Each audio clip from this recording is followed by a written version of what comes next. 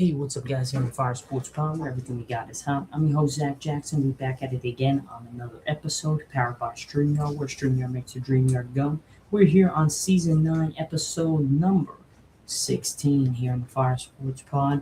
All right, guys, day one of the play-in is done. Day two of the play-in is coming up tomorrow, and then starts the actual NBA playoffs on Saturday. So we're just gonna go kind of recap the two games that we had over the last couple days, and then we'll be going into our potential matchups tomorrow and how they're gonna work out because we had a big upset came down. So let's go over that, and then we'll move into the NHL playoffs. Don't end until I believe tomorrow is the last day for the NHL, if I'm not mistaken. Oh no, today is the last day. Saturday starts the playoffs. So Saturday starts the NHL. So tonight is the last day of the NHL regular season. So we'll go over the playoff bracket. Most of it is pretty much set. But if the playoffs started today, what would be the matchups, and we'll go over some of our picks. And then moving on from that, we'll go into some news in the NBA and the NFL, quick little segments with A.J. Brown potentially out of the door with the movement that the Eagles made at wide receiver just a couple days ago. And then Coach Doc Rivers is stepping down as head coach of the Milwaukee Bucks. So let's get right into our bracket for the NBA and see where we're at here. Because, man, this has been an interesting couple days. So, first off, we had one hell of a game on, I'd say, on April.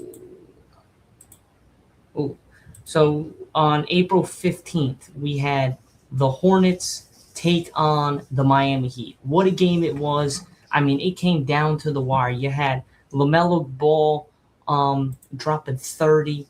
You had Mitchell for the Heat dropping over 25. But the biggest story for me was the fact that Bam Adebayo was not in the game, which was actually crazy. Hold on, there's something messed up with the camera here. Was not in the game, which was actually absurd. To me, that was pretty crazy. The fact that Bam was not in the game and just things were just not rolling. He went out in the second quarter. LaMelo Ball looked like he tripped him intentionally.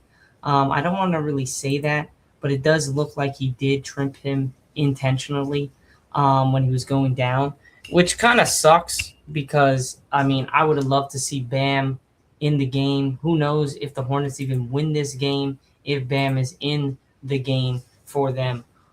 So it was a big loss for them, but Tyler Hero stepped up. Andrew Wiggins stepped up. You had a bunch of guys on the Heat step up, and it came down to the wire. It went into overtime. I mean, Miami was down 6. Tyler Hero went on a 7-0 run by himself to put them up 126 to 125. He went on a 6-0 run by himself, literally. Hit a three-pointer in the corner. They got a turnover. Again, got fouled on the three-pointer after LaMelo Ball's turnover hits all three. And then the Hornets throw up a perfect play, out-of-bounds play to get LaMelo the ball. He gets the layup. And then Miles Bridges and Brandon Miller running down the court. Mitchell has a layup at the end. Probably would have hit the game winner. But Miles Bridges comes out of nowhere and covers it right off the glass. And the Hornets were able to prevail. And now they have a date with the Magic on coming up on Friday, tomorrow at 7:30. So that's going to be an interesting matchup for me. I'm taking the Hornets. I'm riding them. I just don't like the way the Magic have been playing. They played like crap against the 76ers. I just don't think they are the right team right now. They really haven't played all year together. They've been really hurt most of the year. I think the Hornets are just on a good tear. Thankfully that the NBA did not suspend LaMelo. He probably should have been ejected for the trip on Bam, but no one saw it. But I really think that he really got off gracefully, because usually guys get suspended like that. So what a game that was. And then I really think Hornets are going to take care of business against the Magic on Friday. And then you got Golden State. What an upset win Golden State did last night against the Clippers. Draymond Green shut down Kawhi Leonard. He had 2 points in the fourth quarter. Steph had 35 massive threes after massive threes. Al Horford went from 40-year-old Al Horford in about 2 weeks to prime Al Horford. He was hitting threes. He was going to the rack. Same with Steph. Same with Pajensky. Same with Porzingis. Porzingis hit a couple big threes down the stretch. So everybody played their part. Golden State was able to get the win. The Clippers fall apart again. I mean, I don't know what it is with this team. Just the Clippers just cannot get the job done. And this was probably the healthiest Kawhi's been in a very, very long time. And they still weren't able to get it done. And they tragically just got demolished. So that's pretty much it for that. Now Golden State has a date with Phoenix because Phoenix decided to lose against Portland. Denny for the Portland Trailblazers absolutely went nuts. Hit basically the game winner. Jalen Green had a chance to win them the game, but just missed it. Now they got to play an extra game against Golden State, who's coming off that last night's win. And to be honest, I'm really liking Golden State here. I'm going to go on a limb here. This was not the pick that I was going to pursue, but I'm going to take Golden State. I'm sorry. I think Golden State's going to win against Phoenix. I don't like the way Phoenix is playing. There's going to be a lot of questions if they lose this game to Golden State tomorrow at 10, if Devin Booker is the guy for Phoenix, or are they going to have to do something? Because this is, again, they haven't been any good since they played Milwaukee in 2021 in the finals. They haven't really been back to that top tier since then. So it's an interesting question. We'll see what happens, but I think Golden State's going to win tomorrow against Phoenix, and I think Charlotte's going to win tomorrow against Orlando. So Charlotte will play the Pistons in the first round, and Golden State will play OKC in the first round. And then that's pretty much it, guys. And then nothing really changes in my picks. The 76ers ended up beating the Magic, so they played the Celtics. I actually am going to go. I'm going to put my clips out from the past podcast today, but I'm going to go out on a limb here. The 76ers look dangerous, man. They actually might give the Celtics a little bit of a run. I don't think it's going to be crazy. It might be pushed to 6 games, but a 12.5 spread for game one is crazy. I don't think the Celtics are beating them by 12.5. But again, who knows? I wouldn't go for that spread. I think that's a little high, but that might change in the coming days. But that's going to be a hell of a series, rivalry series there. Pistons, Hornets, I can't wait. I mean, the whole big fight earlier in the year with Isaiah Stewart and the Hornets and all that stuff is going to be an interesting series. And then Thunder versus the Warriors. I don't think the Warriors are going to really be able to compete with the Thunder at all, but it'll be nice to see Steph in a series again in the playoffs and see if he can pull some Houdini magic, as LeBron's going to need that in his series against the Rockets coming up on Saturday at 8:30 p.m. Eastern Time on ABC. And then the Trailblazers will play the Spurs. Again, the Trailblazers can really beat anybody. They've played really well this year. They've beaten all the teams, I believe, in the playoffs, if I'm not mistaken. I really think that they can play hard enough to make it competitive, but I still think the Spurs are going to dominate this series. I just don't think the Trailblazers have enough. Now, if they had Dame, different story. Now we're talking about a veteran, a guy who's been in the thing, who's one of the best three-point shooters in the league, and can drop 40 or 50 on any given night. He's that good. But they don't have him. So I'd say the Spurs are going to win still the series, probably in like 5 games. But it's going to be a little bit more interesting because I just like the way the Trailblazers have been playing, but I just don't think that they're going to be able to compete with the size, the length, and the ability that the Spurs have.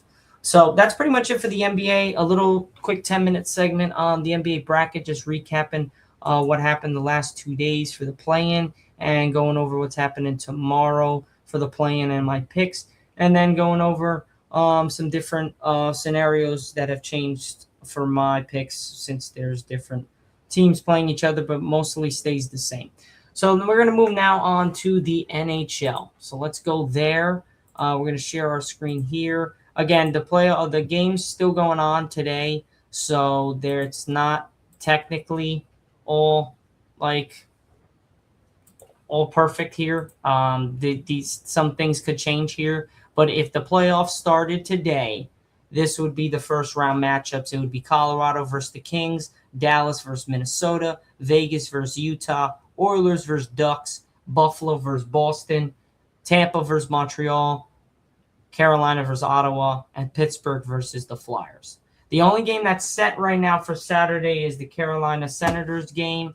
All the other games could be changed a little bit, but I'm just going to go off what would be the things if things stayed the same. Buffalo versus Boston is going to be a hell of a series. I think this series is going to go 7 games. Sadly, I think the Sabres are going to get the job done over the Bruins. I do want the Bruins to win. I would like to see them. My Rangers are not in, so all my guys up here, they're all Bruins fans. So I'm going to be rooting for the Bruins, but my pick is probably going to be the Sabres just because they have home court or home ice in Game 7 if it goes to Game 7. So I would say Buffalo takes the Bruins down in the first round, but I would not be surprised. Like I said, with the Warriors, would not be surprised the Warriors beat the Clippers last night, and they did. So I would not be surprised if Boston is able to get the job done in this series because Pastrnak is still there. They got a great goalie. I really think the Bruins can do something this year. I think they just got to get past Buffalo. But I think Buffalo's just a little bit too good. So we're going to take Buffalo to advance to the second round. Tampa versus Montreal. My boy's a Canadiens fan. I like the Lightning this year, but I like Montreal. They've been a little bit of a little up and down over the last couple last 10 or games or so, but I like Montreal to beat Tampa. I'd say 6 games. Montreal takes down Tampa. It would be nice to see Boston versus Montreal, but I think it's going to be Buffalo versus Montreal, and that's going to be one hell of a series to go to the Eastern Conference Final. And then Carolina versus Ottawa. Deep down as a Rangers fan, I hate the Hurricanes, so I would like the Ottawa Senators to win, but the Hurricanes going to win. I think they win in 5, actually. I think it's a gentleman's sweep. I think the Hurricanes are just too good this year. I really just like the way they've been playing. Ottawa's been playing they turned it around from last year to this year, but I think the Hurricanes are going to be a little bit too much. I'm going to have them win in 5. Pittsburgh versus the Flyers. This is going to be an interesting series, because the Flyers are actually really good. They are really good. I'm just looking up the standings here. The Senators are really good. My bad. The Flyers are really good. The Penguins are just above them. They're literally tied. The Flyers have more wins, but they have more losses than the Penguins. This is going to be an interesting situation here. Crosby's there for Pittsburgh, but why do I really want to pick the Flyers? I think everyone's going to probably pick Pittsburgh, but the Flyers have been playing really good hockey over the whole course of this season. But really, in the last 20 to 30 games, they've been playing really good hockey. I'm going to take the Flyers to win. I think this series potentially could go 7. But I'm going to take the Flyers to win outright in 6 games against Pittsburgh. Could be wrong. So that will date Carolina versus the Flyers, Buffalo versus Montreal in round 2. Again, guys, same at the NBA. We're only going to go over our first round matchups, and then we'll get to the second round. Then we'll get to the conference finals, and then we'll get to the Stanley Cup. Because, again, my picks could go right. If they go right, we'll stick with them. If they go wrong, we'll have to change. Obviously, we'll have to change some things up. So, Carolina versus the Kings. I don't think this is going to be really a series. I'm going to take the Avalanche to win in a sweep, 4-0. Dallas versus Minnesota. This is an interesting situation here. Why? Because I really think Dallas is a good team here. But at the same time, the Wild are right there behind them. I'm going to pick the Stars. They've had a bit of a trouble in the playoffs over the last couple of years. They've had some heartbreaking losses. So I'm going to take the Stars to win. I think this series goes 7. I think they're really close with each other. Actually, no, I don't know.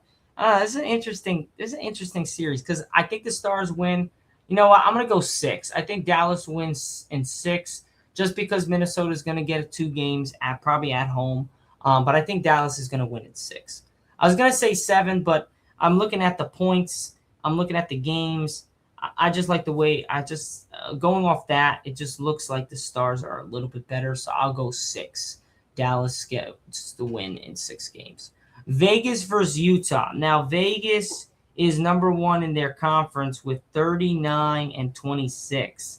And then you have Utah, who's 43-32. I'm actually going to go with Mammoth here. I'm going to go Mammoth in 7 games. I think this is going to be a series. I'm going to take Mammoth to win in 7 games against Vegas. And then you got the Oilers versus the Ducks. I'm going to go Ducks win in 6. A lot of people are going to pick Connor McDavid and everything. I could be totally wrong. It is not a bad pick if you want to pick the Oilers to win straight up. I'd say you're probably right. But I don't know. I got a feeling the Ducks are gonna show us something. I like the way they've been playing. They're 42-33. And the Oilers are 40-30. So I'd say I like the Ducks with the win. I think they win in 7 games. So we got the Ducks beating the Oilers in 7. But if the Oilers beat them, they're going back to the conference finals. And then they got to face either Dallas or Colorado. But that's another discussion for another day. But I really want to go with Connor McDavid, but they've already won. So I think the Ducks are going to get the job done, and they're going to move on past the Oilers in 7 games. So we got Ducks versus Utah. Oh, who would have thought that in the second round? Utah versus the Ducks. And you got Colorado versus Dallas. On the other side, again, you got Buffalo versus Montreal. You got the Hurricanes versus the Flyers. So those are our second round matchups. Those are our picks for the first round matchups. Again, guys, we will come back on Recap Tuesday to go over what happened and what transpired and actually what the matchups were. But low-key, if things ended today, we got the Blues versus Mammoth tonight, the Ducks versus Nashville, Winnipeg versus the Sharks, that doesn't matter. LA versus the Flames, that kind of matters somewhat.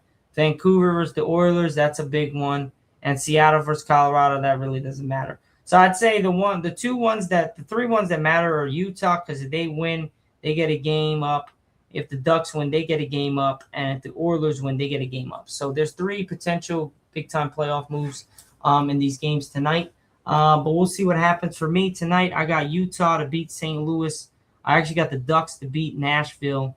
And I do have the Oilers beating Vancouver. So all 3 of the teams who are the better teams should win tonight to close out the season. But other than that, guys, that's pretty much it for our NHL bracket. Hope you guys enjoyed. Let me guys know in the comment section what are your picks and who you guys got winning. But yeah, guys, that's pretty much it. So we're going to be moving on to our last 2 small segments that we have here today. And that is going to be going over some news that we had over the last couple of days, which has something to do. This was last Friday with A.J. Brown's future is a little uncertain after the Philadelphia Eagles added to their receiving core ahead of the 2026 NFL Draft.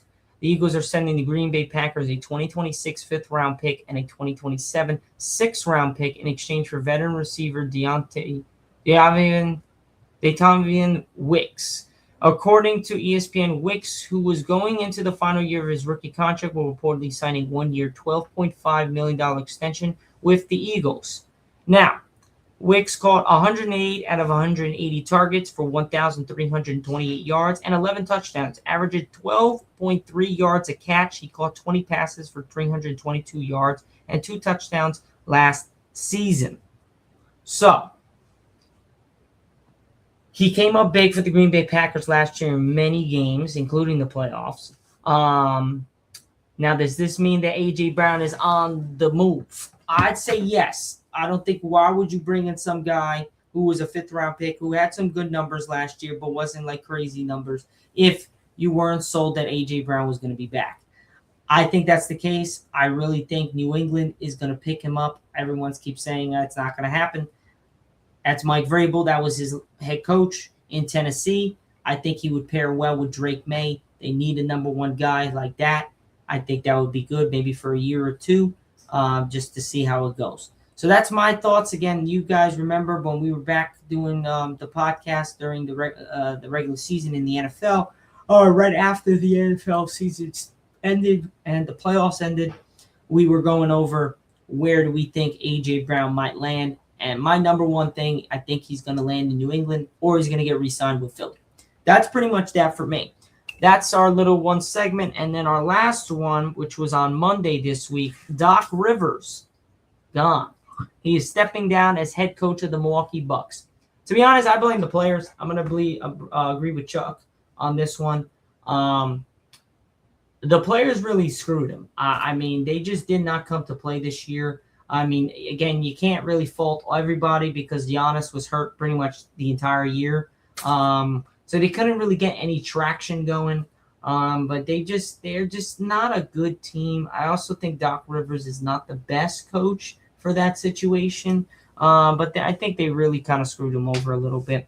They recently selected for the Basketball Hall of Fame, was hired by the Bucks midway between the 2023-2024 season to replace Adrian Griffin and salvage a contender built around Giannis and Dame. Instead, he leaves the team after missing the postseason as Antetokounmpo era in Milwaukee potentially draws to a close. The Bucks lost Sunday's season finale and finished the season with a 32-50 record.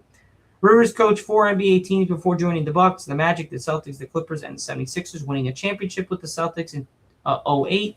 And moving on to television after leaving Philadelphia. However, despite a 30-13 record, the 2023-2024 Bucks were clicking under first-year coach Adrian Griffin. The Bucks reportedly asked Rivers to consult Griffin during his first year on the job, but after Griffin was fired. So the Milwaukee Bucks, basically in a nutshell, are chaos. They're just chaos, legitimately chaos around the NBA. The head coach is chaos. The roster's chaos. The management's chaos. They really need to get it under control. Are they going to get rid of Giannis? I don't think they are. But, again, they might get a package that is too good to be true for them to say no to. But I think Giannis says he wants to stay.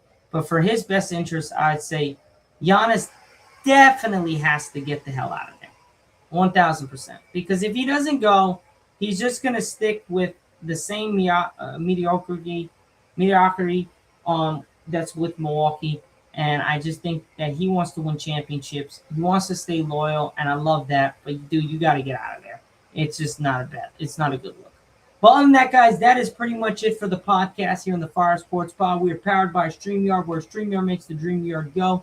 Here is Season 9, Episode number 16 on the Fire Sports Pod. And I'm your host, Zack Jackson, and I'm going to see you guys. Peace out. Have a great rest of your week, and enjoy the weekend, and enjoy the NBA and NHL playoffs, because it's finally here, and in like this, it will be over, and we'll be back to watching baseball, which we got to get into sooner rather than later. But other than that, guys, that's pretty much it. I hope you guys enjoyed. Next week, I'm going to try to get some special guests, some guest speakers, some of my boys who watch hockey sometimes.